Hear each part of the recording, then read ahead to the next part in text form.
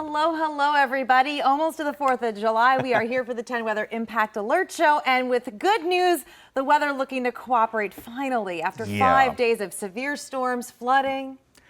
Everything.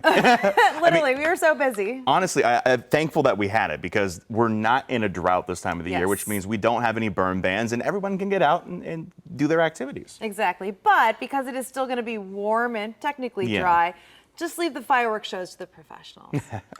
We want to make sure you stay safe out there. But let's get right to the forecast because I do want to show you the good news that with our impact forecast, really it's very minimal, as you can see. An isolated shower, that's about it. And honestly, I would say majority of us, like 95% of us, will be dry as we go into tonight.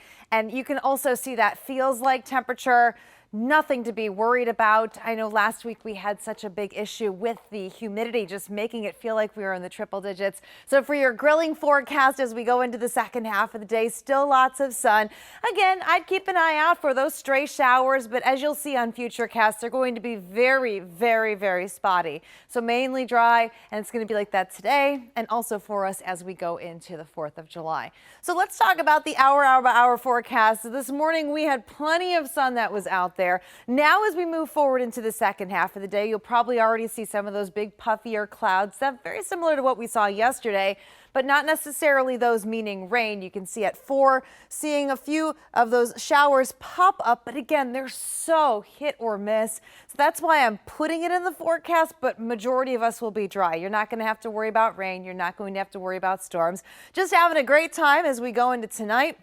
Again, you can see by the later part of the evening, we have some clouds out there, but nothing to be too worried about. And then as we move forward and we go into the forecast for Friday, rinse and repeat yet again. So we went from a very stormy and active weather pattern to now having heat, having sunshine, and having that very rare chance that we could see a pop-up shower or storm. But clouds will build in, so don't be surprised if you do see some of those clouds out there. But again, I'm not worried about it, so you shouldn't be either. But if we do see a passing shower, they're going to be quick, they're going to be brief, and then they'll be out of here. So your July 4th forecast looks just as good as the forecast for today. I'm giving it a go for golf. I know a lot of people want to get out. There's a lot of great events, fundraisers even, where some of your proceeds will be donated to organizations like Helping the Veterans. So for the next 3 days, I'd say go get that tee time, but don't forget the sunscreen because you will certainly need it. So the forecast for today, it is going to be warm. Again, we'll have plenty of sun out there, so sunscreen really important. You want to make sure with that UV index on the higher end the next couple of days, you're protecting yourself, you're protecting your kids, especially if you go to the pool. And we'll see those dew points pretty comfortable for us in the 60s. That's still considered humid, but not as crazy as last week ago, when I can tell you personally, having naturally curly hair, it was no fun being outdoors for that. Now, of course, the all-important red, white, and boom forecast for later tonight.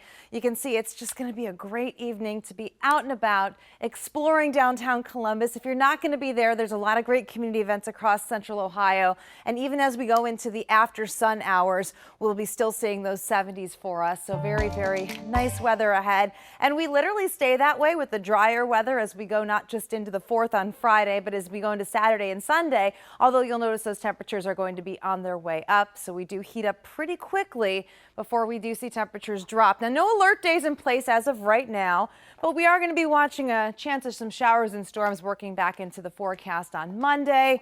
And then the unsettled weather is going to be pretty much on and off for next week. But, you know, for right now, for the immediate, with so many things going on, I'm just happy there's sun.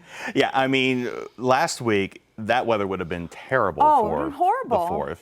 But now, we're not bad. I like it. It's a little toasty, but yes. Hey, summer. We'll take it is summer. But not as toasty as, what was it, heat alert after heat alert last week? Those 100-degree heat indexes, I am so thankful they are not in the forecast right now. Exactly. You know, and I bet I know who else is thankful. It's everyone that's going to be out at Red, White, and Boom. Of course, that's tonight. So exciting. It's going to be a great event out there. It's a major thing we're all watching with the forecast, and the weather looks great. But, you know, the impacts aren't just from the weather. It's also the traffic. 10 TV transportation reporter Amy Staggerwald filed this report. There are a number of road closures in place already this morning, but the main ones really will start to kick in between noon and 2 o'clock. They'll start during that parade time and last all the way through the end of those red, white, and boom fireworks. If you're planning to come downtown this afternoon, plan for the streets to be packed with vendors and organizers getting ready for Red, White, and Boom. There are a number of closures in place for the parade and fireworks show. To keep it simple, know that all streets south of Spring and north of Mound, stretching between McDowell and High, will be closed or highly restricted past 2 p.m. today. If you're coming downtown specifically for the fireworks and you're planning to drive, the Neal Avenue Garage and the garage near Cosi might be your easiest options. Another easy option, Coda. They are reworking routes and having expanded hours that run downtown. Because we are a bus organization, we have access to High Street that other cars won't have during Red, White, and Boom, which means we'll be able to get you within 2 blocks of the Scioto Mile. And the parade route kicks off from the corner of Main and 2nd this afternoon. Reporting in Columbus, Amy Steigerwald for 10 TV News.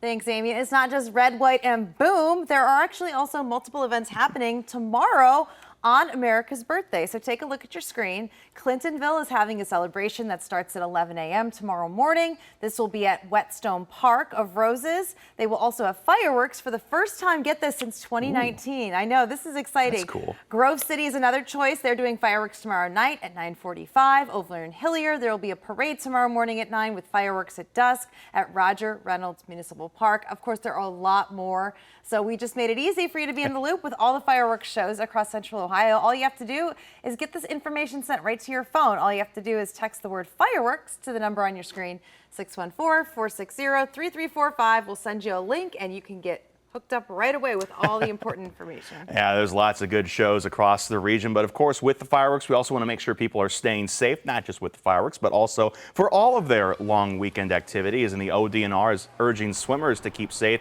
this 4th of July weekend. The department's advice: swim only in designated areas at the beach or lake and keep a close watch on young children, especially near the water. Whether it's a lake or a pool, designate somebody to stay nearby and watch those swimming.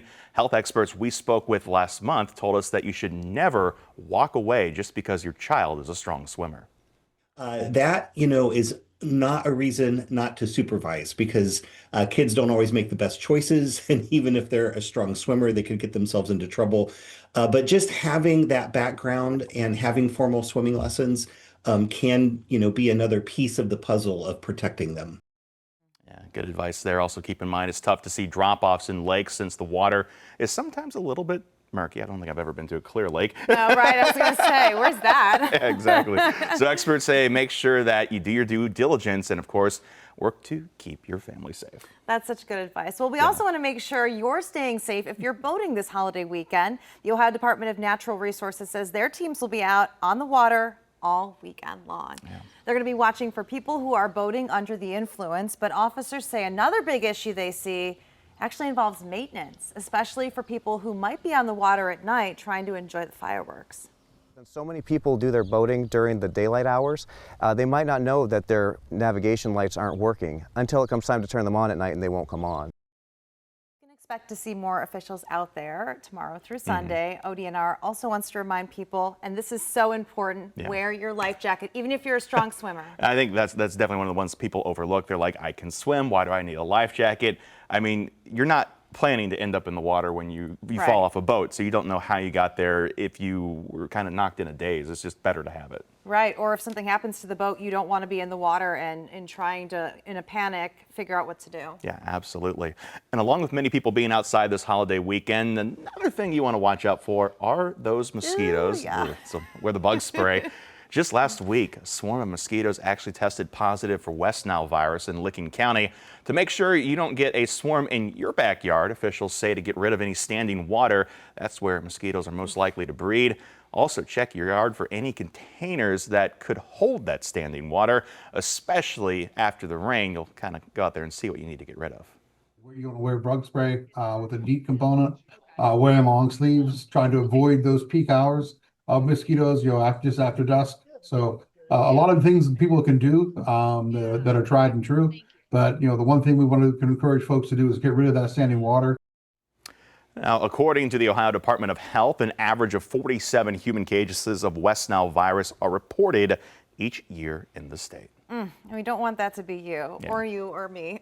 None of us. Well, the fireworks aren't the only thing that actually has people looking up this week. We've got some cool space news, of course, to share with you, including a new comet that was discovered. Yeah. A newly discovered interstellar comet is now about 420 million miles from Earth. The comet 31 Atlas was discovered July 1st by a NASA-funded telescope in Chile.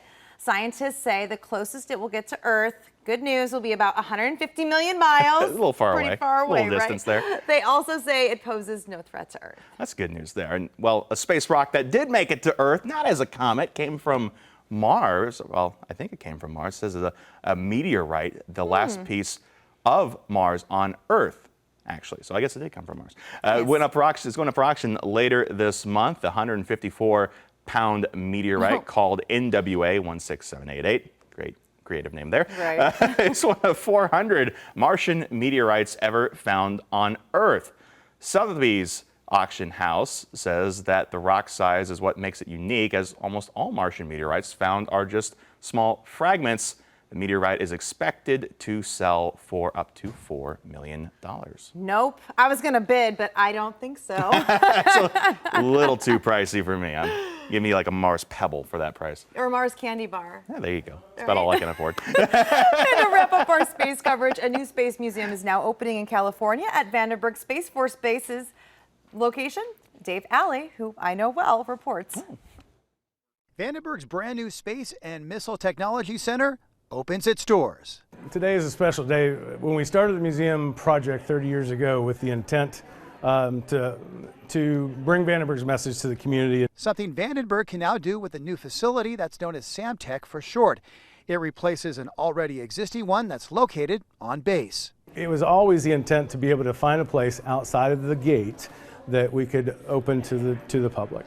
And now the base has, with the center at the site of the old Marshalia Ranch golf course that closed in 2017. This former golf course area, this clubhouse was land and facilities that we already owned, we already had, they were in hand, so why not update them, repurpose them. The clubhouse has been reimagined into a large, naturally lit museum featuring artifacts, photos, models, and displays. SAMTech is a collection of the pieces that tell Vandenberg's story, past, present, and future, to inspire the next generation of guardians and airmen and community members. A key goal of SAMTech is to create a STEM educational center that provides learning opportunities and experiences for local students. Knowing that in the future there will be school buses of kids that come through here, and you never know, you'll inspire a handful of them and they'll become the next chief of space operations for the Space Force. Also in the future, there are plans for additional features, including walking and interpretive trails,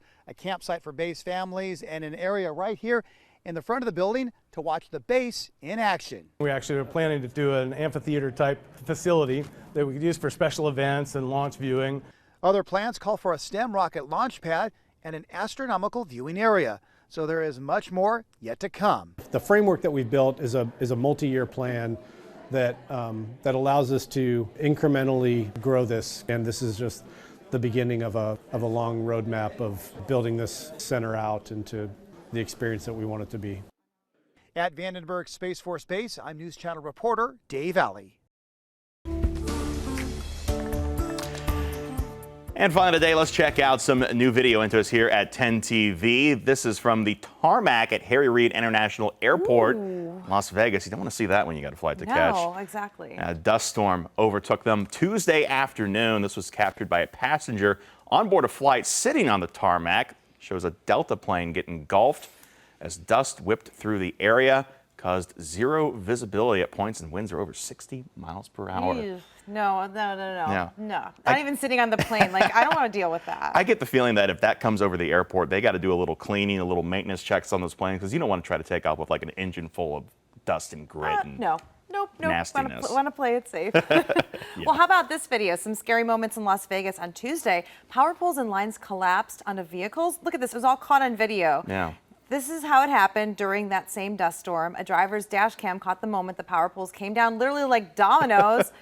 And the driver, who did ask to remain anonymous, said he had to exit his car through the passenger side because power lines were blocking. Yikes. How terrifying. Yeah, I mean, it was one of those things. I mean, the power poles are all connected together by the line. And once one goes, they all kind of go. And he said he got out through the passenger side of his car. I hope he waited for someone to say, like, hey, there's no power in these lines, because that can be a dangerous situation. Seriously. Ooh, so scary. Well, hopefully messy stuff everybody's out okay there. from that dust storm. Yeah. Those are nasty. Not fun to be in. Glad we don't have them here. Absolutely. Well, that's it, our friends, from your weather update here on 10 TV Plus. Coming up later tonight at 6, we have Chief Meteorologist Jerry Martz in. But until then, you can always catch more news, weather, and always traffic online at 10tv.com. Have a great afternoon and have a great night tonight at Red, White, and Boom.